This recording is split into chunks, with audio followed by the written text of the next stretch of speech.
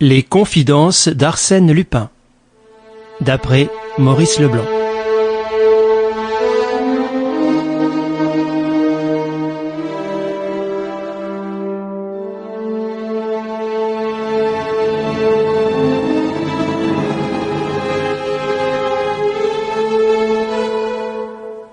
Les jeux du soleil. Lupin, racontez-moi donc quelque chose. Que voulez-vous que je vous raconte? On connaît toute ma vie, me répondit Lupin, qui somnolait sur le divan de mon cabinet de travail. Personne ne la connaît.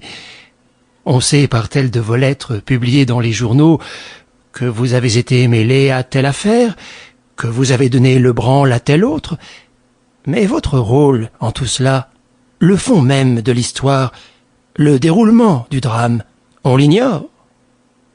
Bah, un tas de potins qui n'ont aucun intérêt. Aucun intérêt? Votre cadeau de 50 000 francs à la femme de Nicolas Dugrival? Aucun intérêt? La façon mystérieuse dont vous avez déchiffré l'énigme des 3 tableaux? Étrange énigme en vérité. Je vous propose un titre. Le signe de l'ombre. Et vos succès mondains, ajoutai-je, et le secret de vos bonnes actions, toutes ces histoires auxquelles vous avez souvent fait allusion devant moi et que vous appeliez l'anneau nuptial, la mort qui rôde, etc. Que de confidences en retard, mon pauvre Lupin. Allons, un peu de courage. C'était l'époque où Lupin, déjà célèbre, n'avait pourtant pas encore livré ses plus formidables batailles. L'époque qui précède les grandes aventures de l'Aiguille Creuse et de 813.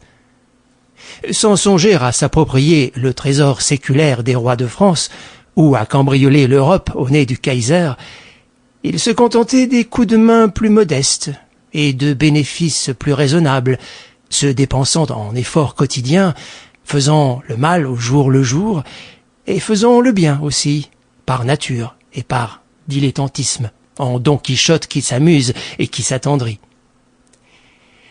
Comme il se taisait, je répétais « Lupin, je vous en prie ». À ma stupéfaction, il répliqua « Prenez un crayon, mon cher, et une feuille de papier ». J'obéis vivement, tout heureux à l'idée qu'il allait enfin me dicter quelques-unes de ces pages où il sait mettre tant de verve et de fantaisie, et que moi, hélas, je suis obligé d'abîmer par de lourdes explications et de fastidieux développements. « Vous y êtes ?» dit-il. « J'y suis. »« Inscrivez.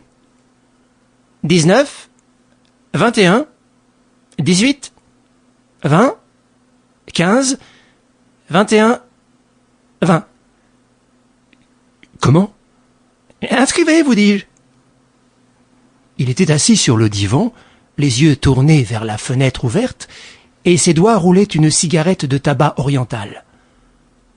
Il prononça « Inscrivez. 9, 12, 6, 1. » Il y eut un arrêt. Puis il reprit « 21. » Et après un silence « 26. » Était-il fou? Je le regardai, et peu à peu, je m'aperçus qu'il n'avait plus les mêmes yeux indifférents qu'aux minutes précédentes, mais que ses yeux étaient attentifs, et qu'il semblait suivre quelque part dans l'espace un spectacle qui devait le captiver.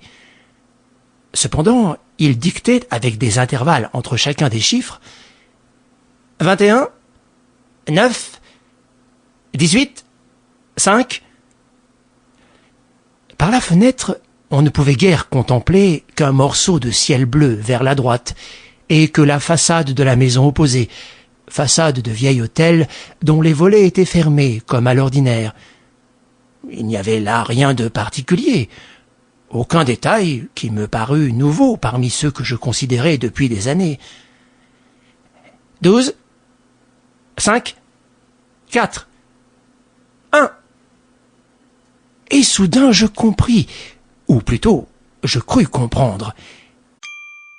Sample complete. Ready to continue?